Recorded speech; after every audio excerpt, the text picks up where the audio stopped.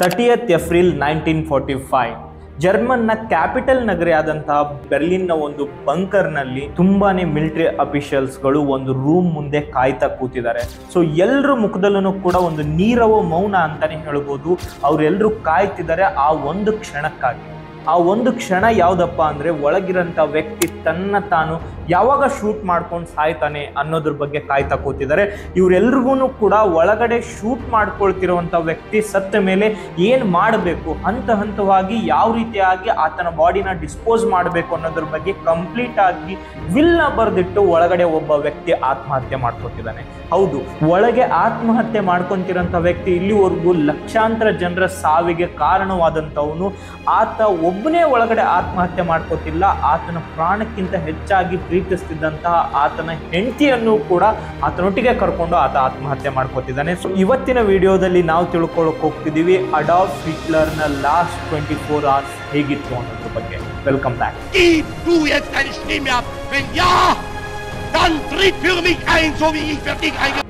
Hitler ತನ್ನನ್ನ ತಾನು shoot ಮಾಡ್ಕೋಬೇಕು ಅಂತ ಪ್ಲಾನ್ ಮಾಡಿದ್ದ ಆ ದಿನದ 24 ಗಂಟೆ ಹಿಂದೆ ಹೋಗೋದಾದ್ರೆ ಎಕ್ಸಾಕ್ಟ್ ಆಗಿ ಹಿಂದಿನ ದಿನ 29 ಏಪ್ರಿಲ್ ಅಂದು ಮಾರ್ನಿಂಗ್ ಆತ ತನ್ನ ಮಿಲಿಟರಿ ಅಫಿಷಿಯಲ್ಸ್ ಜೊತೆಗೆ ಒಂದು ಮೀಟಿಂಗ್ ನ ಕಂಡಕ್ಟ್ ಮಾಡಿ ಅಲ್ಲಿ ಆತನ ಸೂಸೈಡ್ ಪ್ಲಾನ್ ಎಕ್ಸಿಕ್ಯೂಷನ್ ಬಗ್ಗೆ ಕಂಪ್ಲೀಟ್ ಆಗಿ ಎಕ್ಸ್ಪ್ಲೇನ್ ಮಾಡ್ತಾನೆ. ಒಂದು ಕ್ಷಣ ಆ ಪ್ಲಾನ್ ನ ಕೇಳಿ ಎಲ್ಲರೂ ಕೂಡ ಶಾಕ್ ಆಗಿದ್ರು, ಯಾವ ರೀತಿಯಾಗಿದ್ನ ಎಕ್ಸಿಕ್ಯೂಟ್ ಮಾಡಬಹುದು ಅಂತ ಹೇಳಿ. ಬಟ್ ಆದ್ರೂ ಕೂಡ ತಮ್ಮ ಸುಪ್ರೀಂ ಲೀಡರ್ ಹೇಳಿರುವಂತ ಪ್ರತಿಯೊಂದು ಕೆಲಸವನ್ನು ಕೂಡ ಚಾಚು ತಪ್ಪದೆ ಅವ್ರು ಮಾಡೋದಕ್ಕೋಸ್ಕರ ಒಪ್ಕೋತಾರೆ. ಒನ್ಸ್ ಈ ಮೀಟಿಂಗ್ ಎಲ್ಲ ಕಂಪ್ಲೀಟ್ ಆದ್ಮೇಲೆ ಹಿಟ್ಲರ್ ಇನ್ನೊಂದು ಅನೌನ್ಸ್ಮೆಂಟ್ ಕೂಡ ಇಲ್ಲಿ ಮಾಡ್ತಾನೆ.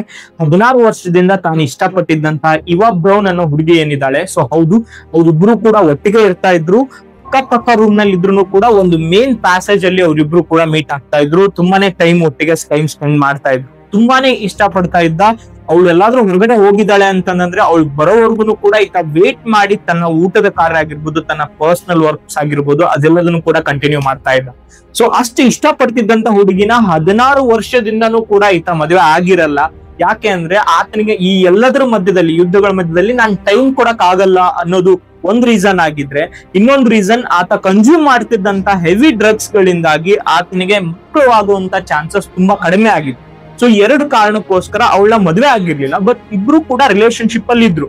ಬಟ್ ಒನ್ಸ್ ಇನ್ನೇನು ನಾನು ಸಾಯ್ತಿದ್ದೀನಿ ಅನ್ನೋ ಒಂದು ಫೈನಲ್ ದಿನಕ್ಕೆ ಬಂದಾಗ ಆತ ತನ್ನ ಕೊನೆ ಆಸೆ ಆಗಿ ಅವಳನ್ನ ಮದುವೆ ಆಗ್ಲಿಕ್ಕೆ ಒಪ್ಕೋತಾನೆ. ಅಂಡ್ ಅವಳ ಮದುವೆನೂ ಕೂಡ ಆಗ್ತಾನೆ. 9:45ಗೆ ಟಿಫನ್ ಮಾಡ್ತಿರುವಂತ ಸಂದರ್ಭದಲ್ಲಿ ನಿನ್ನೆ ಏನು ಮಿಲಿಟರಿ ಅಫಿಷಿಯಲ್ಸ್ ಗಳ ಜೊತೆಗೆ ಡಿಸ್ಕಷನ್ ಮಾಡಿದ್ನೋ ಆ ಎಲ್ಲಾ ಇನ್ಫಾರ್ಮೇಶನ್ ಗಳನ್ನ ಇವಾ ಬ್ರೌನ್ ಹಾಗೂ ಆತನ 2 ಜನ ಪರ್ಸನಲ್ ಸೆಕ್ರೆಟರಿಗಳೇನಿದ್ರು ಅವ್ರ ಮುಂದೆ ಕಂಪ್ಲೀಟ್ ಆಗಿ ಎಕ್ಸ್ಪ್ಲೇನ್ ಮಾಡ್ತಾನೆ. ಹೇಗೆ ತಾನು ತನ್ನನ್ನ ಒಂದು ಶಾರ್ಟ್ ಗನ್ ಇಂದ ಶೂಟ್ ಮಾಡಿ ಸಾಯಿಸ್ಕೋತೀನಿ ಅಂತ ಹೇಳಿ. ಯಾಕೆ ಶಾರ್ಟ್ ಗನ್ ನ ಸೆಲೆಕ್ಟ್ ಮಾಡ್ಕೊಂಡಿದ್ದು ಅಂದ್ರೆ ಇನ್ಸ್ಟೆಂಟ್ ಆಗಿ ಸಾಯ್ತೀನಿ, ಸೊ ಹಾಗಾಗಿ ನನಗೆ ಯಾವುದೇ ತರನಾದಂತ ನೋವು ಆಗಲ್ಲ ಇದರಿಂದ ಅಂತ ಹೇಳಿ. ಈ ಸಂದರ್ಭದಲ್ಲಿ ಇವಾ ಬ್ರೌನ್ ನಾನು ಸೈನೈಡ್ ಕ್ಯಾಪ್ಸಲ್ಸ್ ಗಳನ್ನ ತಗೊಂಡು ಸಾಯ್ಲಿಕ್ಕೆ ಇಷ್ಟಪಡ್ತೀನಿ ಅಂತ ಹೇಳ್ತಾರೆ. ಯಾಕಂದ್ರೆ ಸತ್ತ ಮೇಲೆ ನನ್ನ ದೇಹ ವಿಕಾರವಾಗಿ ಕಾಣೋದು ನನಗೆ ಇಷ್ಟ ಇಲ್ಲ, ನಾನು ಕ್ಯಾಪ್ಸಲ್ ಗಳನ್ನ ತಗೊಂಡು ಸಾಯ್ತೀನಿ ಅನ್ನೋದು ಹೇಳ್ತಾರೆ. ಒನ್ಸ್ ಇವಾ ಬ್ರೌನ್ ಜೊತೆಗೆ ತನ್ನ ಪ್ಲಾನ್ ಡಿಸ್ಕಷನ್ ಆದ್ಮೇಲೆ ಆತ ಡಾಕ್ಟರ್ಸ್ ನ ಕನ್ಸಲ್ಟ್ ಮಾಡಿ ಕ್ಯಾಪ್ಸಲ್ ಗಳನ್ನ ತಗೋತಾನೆ, ಸೈನೈಡ್ ಕ್ಯಾಪ್ಸಲ್ ಗಳನ್ನ.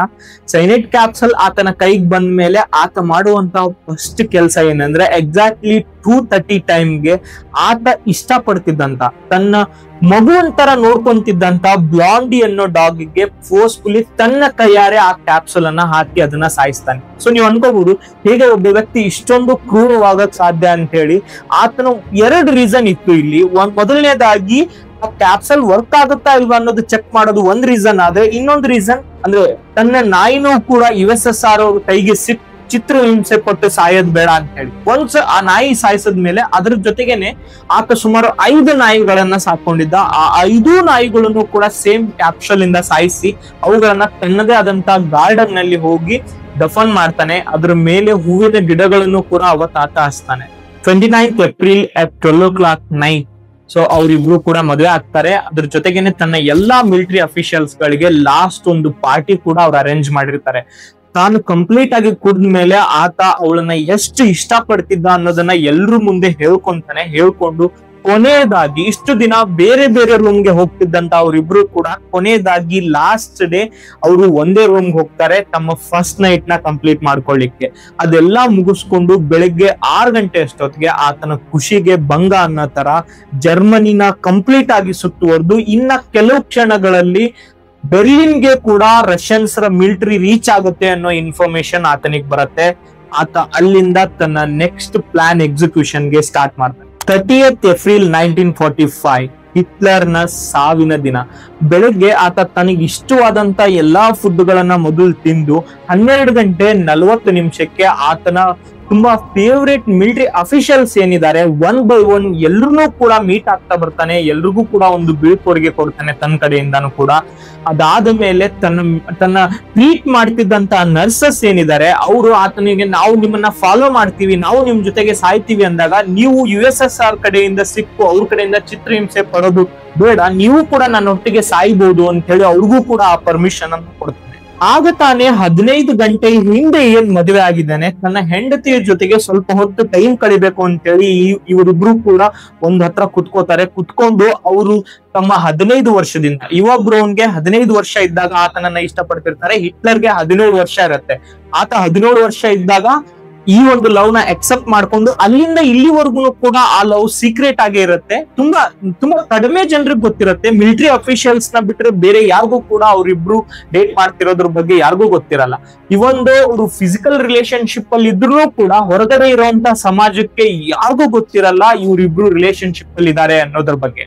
ಇವರಿಬ್ರು ಮಾರ್ಕ್ ಮುಗಿದ್ಮೇಲೆ ಇವರು ಒಟ್ಟಿಗೆನೆ ಜೊತೆಗೆ 2 ಗನ್ಗಳನ್ನ ಹಾಗೆ 2 ಕ್ಯಾಪ್ಸಲ್ ಗಳನ್ನ ತಗೊಂಡು ಒಂದು ರೂಮ್ ಒಳಗಡೆ ಹೋಗ್ತಾರೆ. 2 ಗನ್ ಏನಕ್ಕೆ ಅಂದ್ರೆ ಒಂದು ಗನ್ ಏನಾದ್ರೂ ಜಾಮ್ ಆಗಿ ವರ್ಕ್ ಆಗಿಲ್ಲ ಅಂದ್ರೆ ಇನ್ನೊಂದು ಗನ್ ಬೇಕು ಅನ್ನೋ ಸೇಫ್ಟಿಗೋಸ್ಕರ. ಯಾಕಂದ್ರೆ ಇಬ್ರು ಒಟ್ಟಿಗೆ ಹೋಗ್ತಿದ್ದಾರೆ, ಒಬ್ರು ಸತ್ತು ಒಬ್ರು ಸಾಯ್ದೇ ಇದ್ರೆ ಅದು ಸರಿ ಆಗಲ್ಲ ಅಂತ ಹೇಳಿ ಇಬ್ರು ಒಟ್ಟಿಗೆ ಸಾಯ್ಬೇಕು ಅನ್ನೋದು ಕೂಡ ಹಿಟ್ಲರ್ನ ಆಸೆ ಆಗಿತ್ತು. ಸೊ 2 ಕ್ಯಾಪ್ಸಲ್ ಮತ್ತೆ 2 ಗನ್ಗಳನ್ನ ತಗೊಂಡು ಇವರಿಬ್ರು ಒಂದು ರೂಮ್ ಒಳಗಡೆ ಹೋಗ್ತಾರೆ. ಇವರ ಮಿಲಿಟರಿ ಅಫಿಷಿಯಲ್ಸ್ ಎಲ್ಲರೂ ಕೂಡ ಪ್ರತಿಯೊಬ್ರು ಆತ ಯಾರ್ಯಾರನ್ನ ಇಷ್ಟಪಡ್ತಿದ್ದ ಪ್ರತಿಯೊಬ್ರು ಕೂಡ ಕೊನೆ ಕ್ಷಣದಲ್ಲಿ ಒಟ್ಟಿಗೆ ಇರಬೇಕು ಅನ್ನೋದನ್ನು ಕೂಡ ಬರ್ದಿಟ್ಟಿದ್ರು.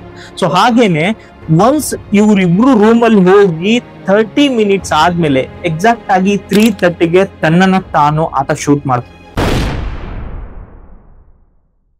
ಗುಂಡಿನ ಶಬ್ದ ಕೇಳಿದ ತಕ್ಷಣ ಅಲ್ಲಿದ್ದಂತ ಮಿಲಿಟರಿ ಅಫಿಷಿಯಲ್ಸ್ ಗಳು ಒಳಗಡೆ ಹೋಗ್ತಾರೆ. ಅಲ್ಲಿ ಅವ್ರಿಬ್ರು ಸತ್ ಬಿದ್ದಿರ್ತಾರೆ. ಇಬ್ಬರ ಡೆಡ್ ಬಾಡಿನೂ ಕೂಡ ಆನ್ ದ ಸ್ಪಾಟ್ ಅಲ್ಲೇ ತಗೊಂಡು ಹೋಗಿ ಒಂದು 4 o'clock ಅಷ್ಟೊತ್ತಿಗೆ ಪೆಟ್ರೋಲ್ ಹಾಕಿ ಸುಡಲಾಗುತ್ತೆ. ಅದಾದ ಮೇಲೆ ಅವ್ರ ಬೂದಿನೂ ಕೂಡ USSR ಗೆ ಸಿಗ್ಬಾರ್ದು ಅನ್ನೋದಕ್ಕೋಸ್ಕರ ಏನು ಆತ ನಿನ್ನೆ 24 ಗಂಟೆಗಳ ಹಿಂದೆ ಸ್ಟಾರ್ಟ್ ಮಾಡಿದ್ದ ಅಲ್ವಾ, ಆತ ನಾಯಿಗಳನ್ನ ಸಾಯಿಸಿ ಎಲ್ಲಿ ಹೂತಿದ್ದ ಅಲ್ವಾ, ಎಲ್ಲಿ ಆತ ಒಂದು ಗಾರ್ಡನ್ ಮಾಡಿದ್ದ ಅದೇ ಜಾಗದಲ್ಲಿ ಅವರಿಬ್ಬರ ಬೂದಿನೂ ಕೂಡ ಸ್ಪ್ರೆಡ್ ಮಾಡಲಾಗುತ್ತೆ. ಸೊ ಈ ಹಿಟ್ಲರ್ನ ಈ 24 ಗಂಟೆ ಲಾಸ್ಟ್ ಏನಿದೆ ಇದನ್ನು ಕೇಳಿದಾಗ ಈ ಲವ್ ಸ್ಟೋರಿ ಆಗಿರ್ಬೋದು, ಆತನಿಗೆ ನಾಯಿಗಳ ಬಗ್ಗೆ ಇದ್ದಂತಹ ಪ್ರೀತಿ ಆಗಿರ್ಬೋದು, ಸೊ ಇದೆಲ್ಲದನ್ನು ಕೇಳಿದಾಗ ನಮಗೆ ಪರ್ಸನಲಿ ಶಾಕ್ ಅನಿಸ್ತು. ಆತ ಎಷ್ಟೇ ಕ್ರೂರಲ್ ಆಗಿರ್ಲಿ ಒನ್ ಸೈಡೆಡ್ ಆತನ ಮನಸ್ಸಿನ ಒಳಗಡೆನೂ ಕೂಡ ಕೆಲವೊಂದಿಷ್ಟು ಪ್ರೀತಿ ಅನ್ನೋದು ಎಷ್ಟರ ಮಟ್ಟಿಗೆ ಚೇಂಜಸ್ ಅನ್ನ ಮಾಡುತ್ತೆ ಅಂತ ಹೇಳಿ. ಸೊ ಹಾಗಂತೇಳಿ ಈತ ಇವ್ರನ್ನೆಲ್ಲ ಪ್ರೀತಿ ಮಾಡ್ತಿದ್ದ, ಇವ್ರನ್ನೆಲ್ಲ ಇಷ್ಟ ಪಡ್ತಿದ್ದ ಅನ್ನೋ ಕಾರಣಕ್ಕೋಸ್ಕರ ಆತ ಮಾಡಿರೋ ಎಲ್ಲಾ ಕೊಲೆಗಳು ಸರಿ ಅಂತ ಹೇಳಿ ನನ್ನ ಒಪಿನಿಯನ್ ನಾನು ಇಲ್ಲಿ ಹೇಳಲ್ಲ.